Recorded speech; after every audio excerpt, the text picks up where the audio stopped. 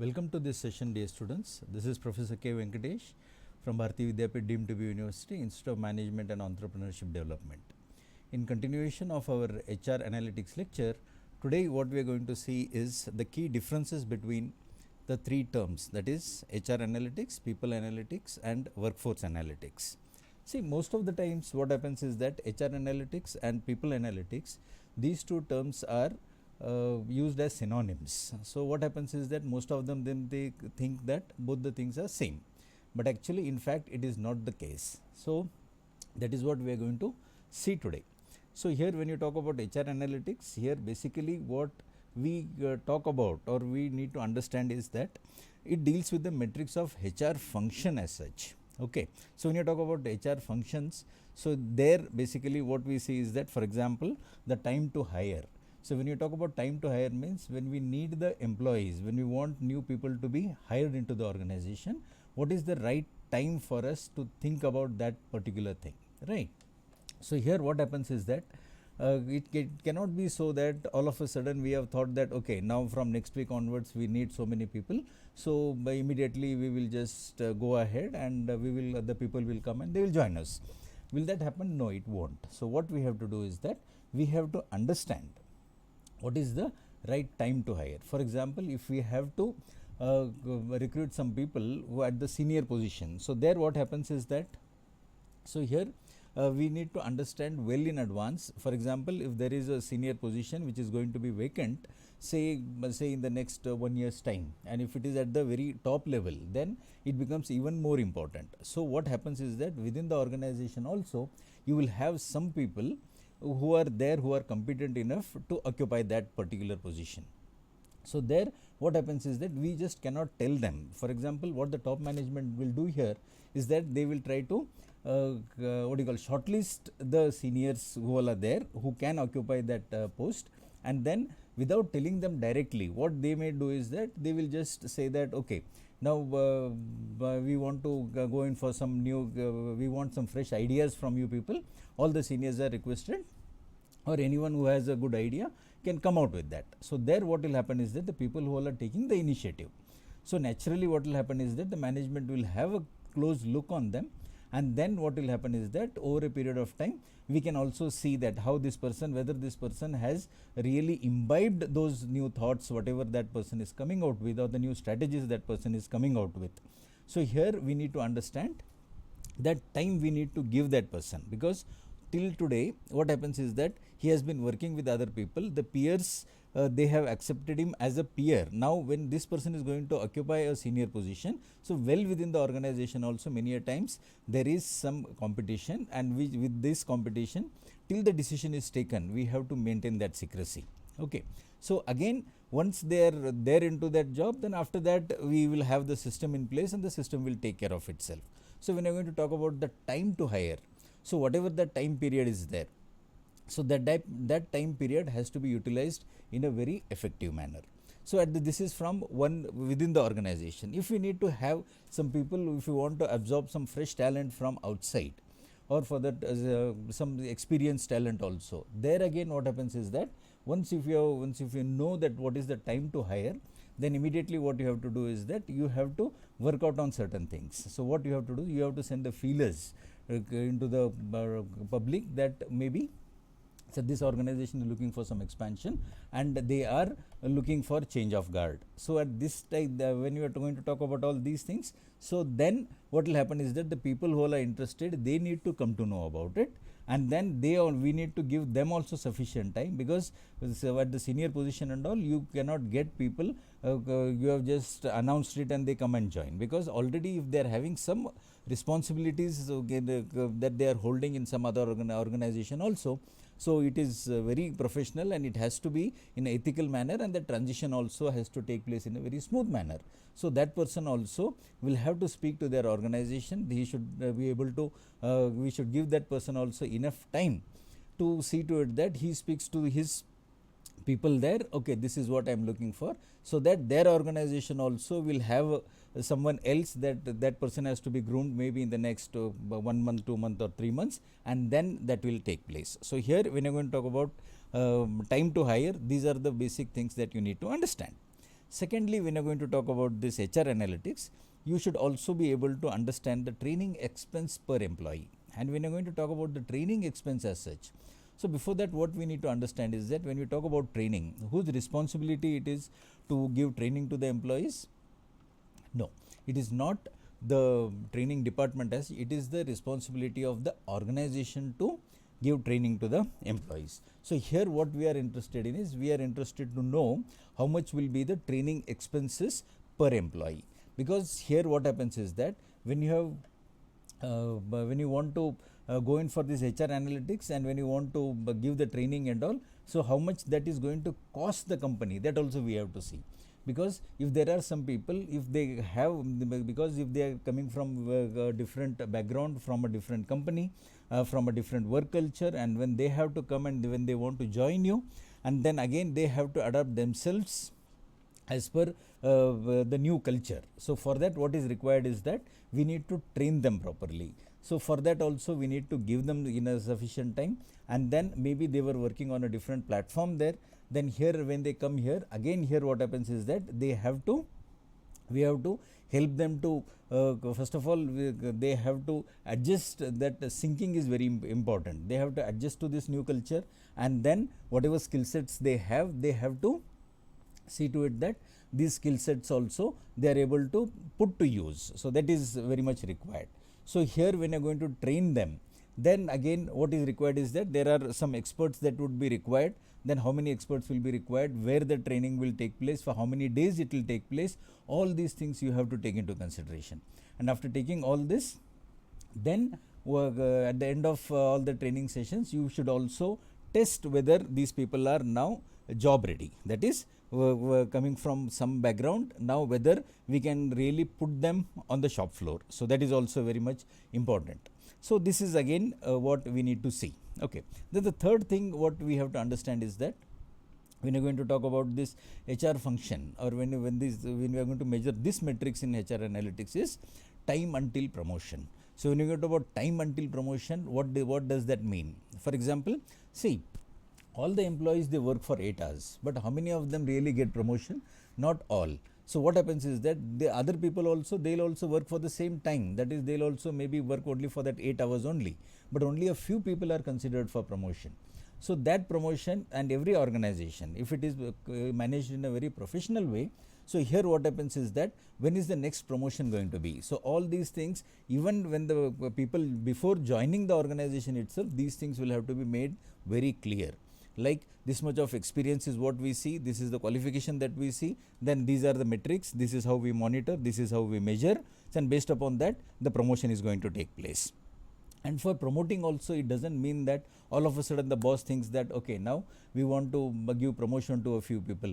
It cannot be like that. So what happens is that in every organization will have a stipulated time as to when we are going to have the promotions, and normally these promotions and all, what they do is that they will see to it that these things are also well informed to all the other people also, and then their appraisal is taken. There are lots of things. There are certain things which are observed, many things are made known to the employees. There are many things which the management works at the back end without informing the employees. So all these things are also required. So this, how much time do we have for the until the next promotion, that also we have to see. And when you talk about next promotion, what it means is that when that person or that particular position, the person who is occupying that, if that person is going to be promoted, again that particular seat is going to be vacant now. Now that again has to be filled. So there what happens is that if it is going to be a hierarchy like this, so there again we have to see to it that the people who are next in line, so they have to be taken to the next level. So for that also we have to prepare them. So all these things are also required. Even that person, before he occupies the upper position there, again he has to see to it that whatever that person knows, all that responsibility that this person is having, we have to see to it that those things are informed to the people who are going to occupy the next position, and then this transition can take place. So these are the things that you have to understand. So basically what we are trying to understand is this: in HR analytics, it basically focuses on the performance and the return on investment. Whatever we spent, out of that, how much at the end of the day, what counts is that for everything, we have to see to it that everything is measured and monitored. Only then the things can move on smoothly. So when you're going to talk about the next part, that is the people analytics. So when you talk about people analytics here, so it technically it is applicable to people in general. So when you talk about people in general, what it means is that it also includes the employees, no doubt. Apart from that, it can encompass people outside the organization as well. Now, people outside the organization means who can it be? It can also be the customers whom we are going to deal with or with whom we are dealing.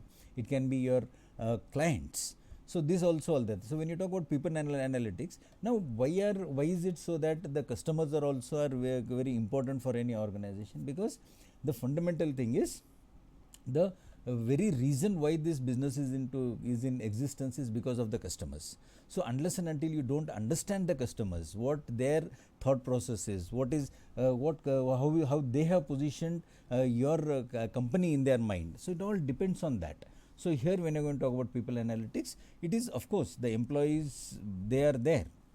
Apart from that, we also should know that even the people who are outside the organization, they also play a very important role. So this is as far as people analytics is concerned.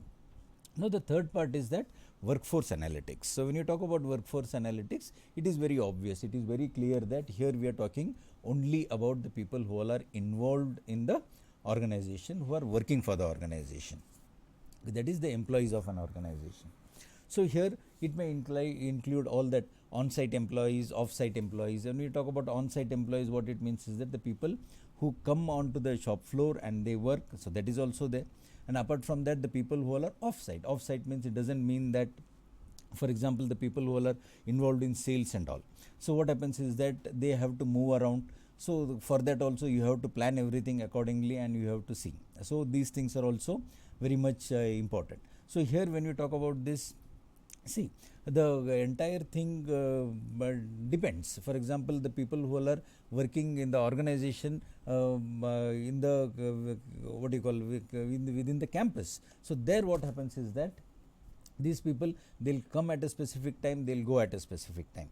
But the people who are off-site, that means the people who work outside the organization. For example, as we are discussing here, the sales force and all.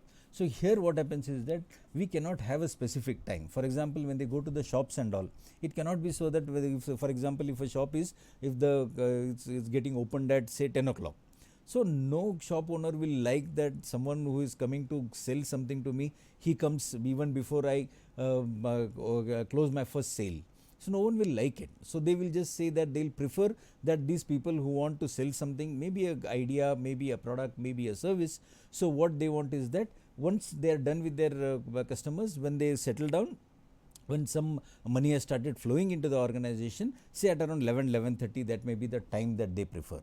Similarly, the shops, they will not prefer these salesmen and all coming to their organization or visiting their shops in the evening time, because that is the peak period when they want to deal with the customers. If you go and if you are going to pitch something there, so that quality time they will not be able to give to their customers, and ultimately what will happen is that it will affect their sales, so they will not like it. So here again, when you are going to talk about this, so this particular aspect also we have to take into consideration. So this is there. Similarly, in workforce analytics, there is one more thing that these days we talk about gig workers. And when you talk about gig workers, what does that mean?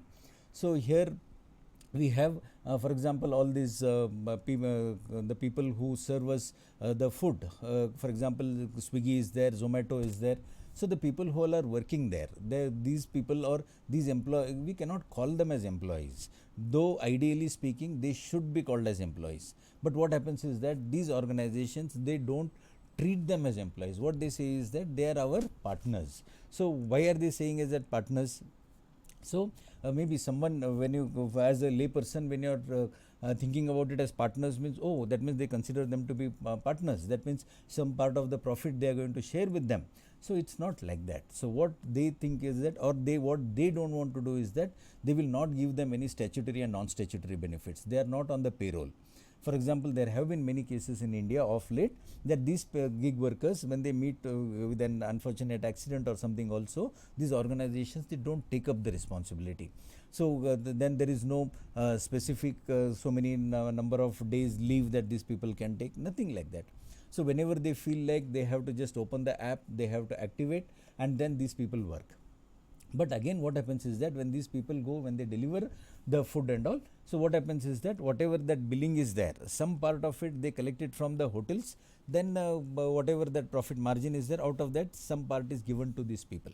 But as far as these people are considered, they are not considered as an employee as such. When you talk about employee, what does that mean? That person should be able to, there must be some social security for that person. Tomorrow if he loses the job, what will happen? If he doesn't come, someone, if that person falls ill, then what will happen? So all these things are not there. So here again we have to, what we have to understand is that when you talk about gig workers, these are the things. Similarly, in workforce analytics, there are also freelancers. So when you talk about freelancers, what does that mean?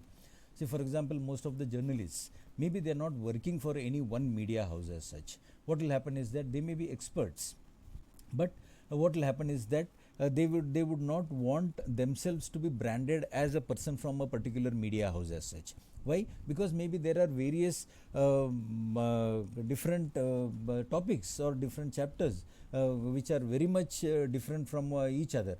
So they may be experts in that. So what they want is that they'll just write an article, and that article they will just analyze. Okay, because every media house will have some customers. What is their strength? Because some media houses may be attracting the young crowd. There may be some media houses where the elite only will be interested in that. So all these things are also we have to take into consideration. So these freelancers and all, what they do is that they are not on the payroll, but what they do is that they may be earning much more than a regular employee. So here what happens is that these freelancers and all, what they do is that they'll just as I just said, they'll just write an article, they send it to the media house. If the media house, if they want some changes to be made, they'll just ask them. Otherwise they will just print it as it is, and accordingly maybe in a month they will say you give us 3 articles or 4 articles. Similarly, if they are in touch with some 4 or 5 media houses, then what happens is that there they will earn much more than a regular employee. So that also is there. Similarly, in workforce analytics, there is another what do you call domain. So what we have to understand is there are some consultants also. So when you talk about consultants, again here what happens is that these are the people who are experts in some particular field. So here what happens is the organizations, they go and they just want their expertise to be utilized. So when they go, when they talk about it, and then whatever that advice that these experts give, that they will try to incorporate into their organization. Again, accordingly, all the workforce and everything they will have. So basically, students, what we have seen today is the key differences between these 3 concepts. That is, first we have seen HR analytics, then people analytics, how it is different. In HR analytics, we saw that basically it deals with the HR functions as such. So there we talked about the time to hire, then the when we talked about the training, then how much per employee the training cost will be. So all those factors what we saw in there. Okay. Similarly, when we talked about people analytics, there we saw that people means here all the stakeholders are taken into consideration. Okay. So here the people may be including the employees plus even the people outside the organization also there. It can be the customers as well. That is what we saw. And in workforce analytics, we saw that on-site employees, off-site employees, then we talked about the gig workers, we talked about the freelancers as well as the consultants. I hope all these key differences you people have been able to understand, and we'll meet again. Thank you.